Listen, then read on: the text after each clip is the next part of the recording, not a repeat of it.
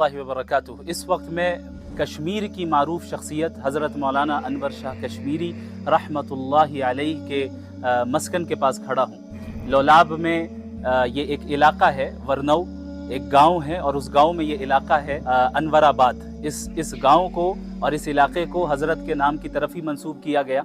और इस वक्त जो आप मेरे सामने ये घर देख सकते हैं, ये जो कदीम सा घर नज़र आ रहा है, पुराना घर, ये दरअसल लोगों का कहना ऐसा है कि इस घर की निस्बत हज़रत की ही तरफ है। बाकी हकीकत हाल से अल्लाह रब्बुल आलमीन बेहतर वाकिफ़ है।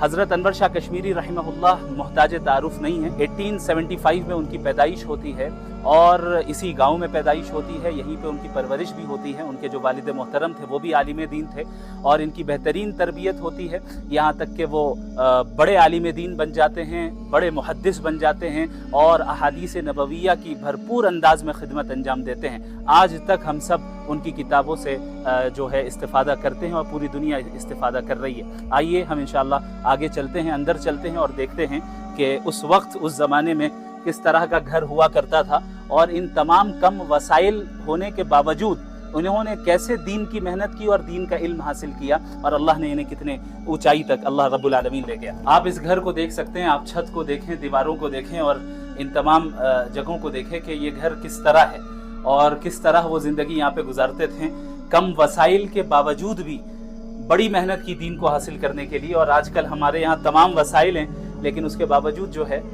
हम कमी कोताही करते हैं दीन को हासिल करने में। और इस तरफ भी बाज़ कमरे मौजूद हैं और ये ऊपर का जो हिस्सा है छत की तरह है।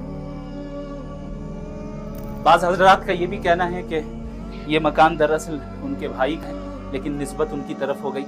बाकी अल्लाह रब्बुल आलमीन बेहतर जानता है। ये गांव वही है, ये बस्ती भी वही है जहाँ पर हज़रत की विलादत हुई और परवरिश चली। यहाँ उनके घर के करीब एक चश्मा भी है जिसकी निस्बत भी उन्हीं की तरफ की गई है और इसे चश्मा-ए अनवर कहकर पुकारा जाता है।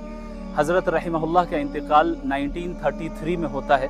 अल्लाह रब्बुल आलमीन से हम दुआ गो हैं कि अल्लाह हज़रत के दर्जात को बुलंद फरमाए और उनके इल्म से पूरी उम्मत को इस्तिफ़ादा करते रहने की तौफ़ीक़ अता फरमाए। जज़ाकुमुल्लाहु खैरन।